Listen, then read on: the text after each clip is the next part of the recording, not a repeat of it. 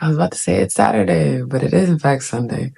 Um, and I just finished my morning meditation, hence the eye mask again.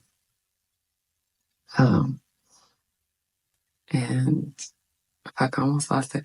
The nugget that I came with out of this morning's meditation, because towards the end, the question kind of floated to my mind. Why do I struggle so much to meditate in the evening? And eyelash. The thing that came to me as I asked myself that question, or the question floated into my consciousness, the answer that came is fear, but fear in the sense of FOMO. Like in the evening, um, it's not often that me and my love go to bed at the exact same time because usually I'm a night owl. He's an early bird, but our sleep schedules have been shifting, and recently we've been kind of crashing out around the same time. And so I think fear of missing out, like in terms of wanting to crash out together, go to sleep together, and like rest together, begin and enter into sleep together, um, kind of triggers me into a state of like, oh, I don't want to miss going to sleep together. So I kind of sacrifice meditating in the evening. And part of that's also because I tend to be in like creative fluxes and doing stuff before bed and don't really have a set bedtime. I don't have a set meditation time. So probably setting a specific meditation time would help curb this, but I do love meditating just like right before bed, especially when I'm in that twilight sleepy place. So that's something I'm going to sit with and see how I can adjust because that was what dropped into me was, oh, that's where I'm struggling is I have this FOMO thing going. And then what came after that was I've been going through the journey of learning to consciously manifest, going through the Neville Goddards and all of the YouTube school of how to manifest, watched Nero for a good minute, recently found Terica, and I have been loving her videos because something I've been telling my husband about for a long time is like, I feel like it's not that deep. I feel like it's constantly overcomplicated. I feel like it's really simple. And stumbling across Terica's work felt like stumbling across a reflection of me, like hearing the echoes and things that I think inside of my head outside of me, and hearing them affirmed. And so the next thing that popped into my mind after I had the awareness of, oh, I'm not meditating. I hope you can hear me. He's making the smoothies.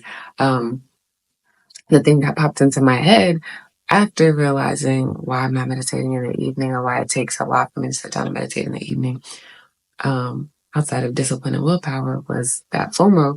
What came up after that was, oh, um, I can manifest differently. Like I can manifest that I get to go to sleep every night and that I get in my meditative practice. Like I'm the operant power. I get to choose. I get to set my intention and my energy and where my energy is going to flow and go. And so instead of being upset with the result or like hyper focused on the result, like the physical experience, which is the idea of not being able to go to bed at the same time, focusing in on the idea that we always go to bed at the same time.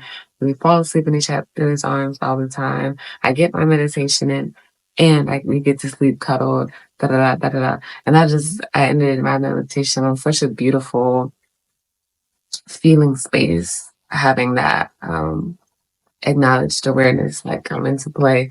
So that was just really cool. I just wanted to document that since I'm doing this whole life unscripted thing. I'm just enjoying sharing these little nuggets and then having a place where I can go back and reflect on my journey and what's going on. And I've been having all of these really cool nuggets and pop-ups of affirmation on my growth and my manifestation journey.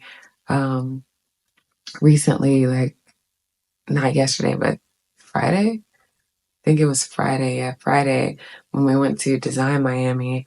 I had one of my manifestations kind of like literally just pop up and happen. And again, the most unexpected ways.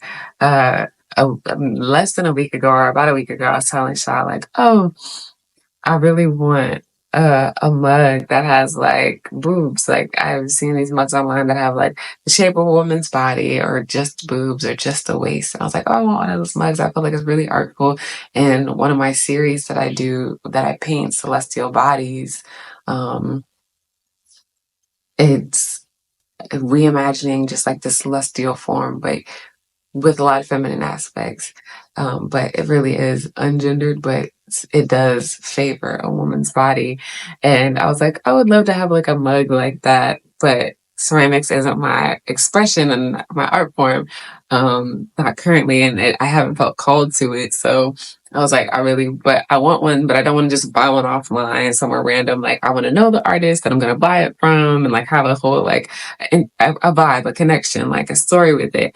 And while we were at Design Miami, the specific outfit I wore, I had my Jen Pape earrings, my good friend Jen Pape. I was wearing her earrings, and someone else from DC. I swear it's like a calling card now. Like if you know Jen Pape and you know her work, you know her earrings, their signature. And so it's kind of like a calling card. Like we recognize each other, like different folk out and about who are wearing Jen's earrings, and it's really dope. So I was wearing her earrings.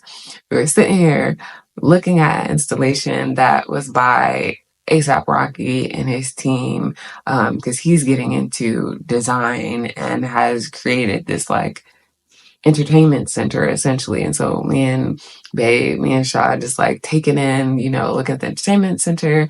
One of the representatives was there, like, chatting us up about it, telling us about it, and just like giving us the whole tour.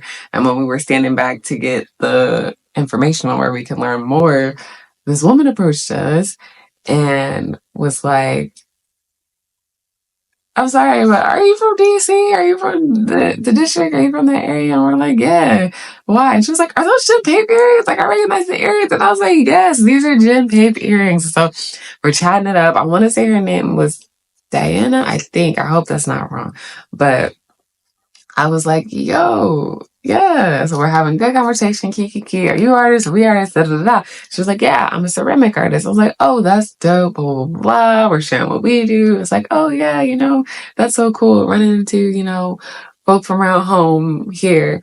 And so then she's like, well, stay connected. Let me give you my Instagram. I get her Instagram, and like the first photo my eyes drop on is a couple mugs that she did, and they have breasts on them. They have boobs. And I was like, yo, babe, can you believe this?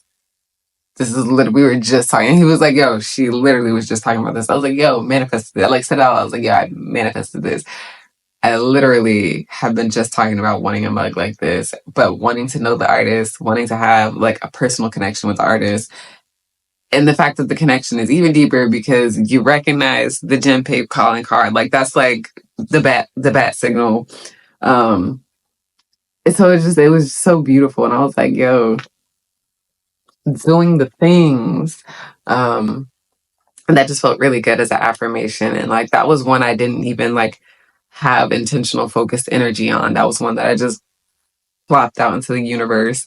And it came like right to me. Um, and then I had a big one too, a big one that me and Babe kind of shared. Was that we went through this experience with Airbnb, and it was horrible. With the sport we had was horrible for a good minute, and just the experience we had with our host was horrible. And throughout the process, we were very much in victim stance for a good minute and just frustrated, feeling bogged down. And then it was like both of us on our own accord snapped out of it and got into our operant power energy and was like, wait a minute. No. This is not how this is going to happen. And so on our own, like hadn't even talked to each other because we were just taking some space because it was really tense. And so we were both transmuting in our own unique ways.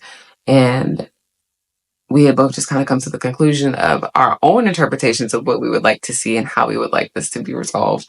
And I was like, okay, we've gotten a full refund for everything that we've went through, like our whole experience. I was like, I went to bed and I was like, we got a full refund. And we hadn't been hearing. And then literally the next day after I had set into that energy and that intention of boom, what is it that I want? A full refund for this entire experience. That's exactly what happened. Literally the next day, hadn't heard anything. Then around midday, got a message from someone. It was the first crystal clear message we got. And it was like, you're getting a refund for this. You're getting a refund for the place you had to move to. Because that was the other thing. They were supposed to help us find the next place we were going to go. Didn't help us do that. Had to book somewhere else separately on our own volition. And so they're like, okay, we're refunding you for that first experience you had that first day. Refunding you for this day, the one where we're currently at right now. And you got a coupon code for the next thing, or whenever you decide to use it, a coupon code for another stay at another time. And it was like, wait, I manifested that shit with a cherry on top. And then Shaah was like, yo, I was affirming the same thing, like a complete and total refund. So it was literally our manifestation with a little extra sauce. So that was just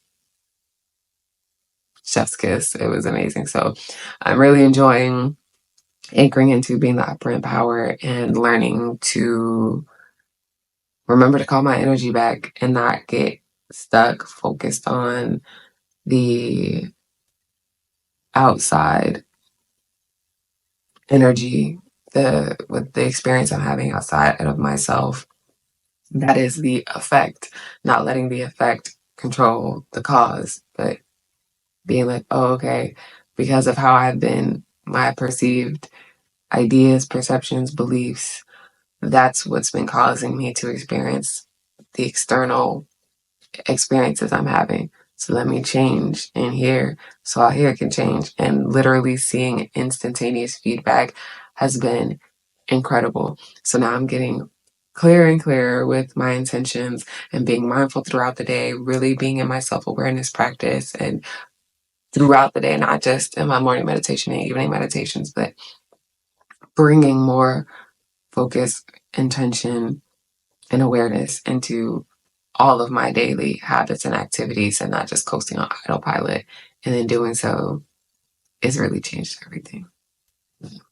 Yeah, I think that's it. I think that was all I wanted to reflect on, was my aha moment and my meditation this morning, and the excitement for where I am in my intentional manifestation journey. Especially since I, now truly understand I'm always manifesting. So the goal isn't to manifest, because I'm literally living, breathing, constantly creating, manifesting, but to intentionally manifest. So I'm manifesting that which I want to be, experience, and live through. So yeah, peace, love, and fairy dust.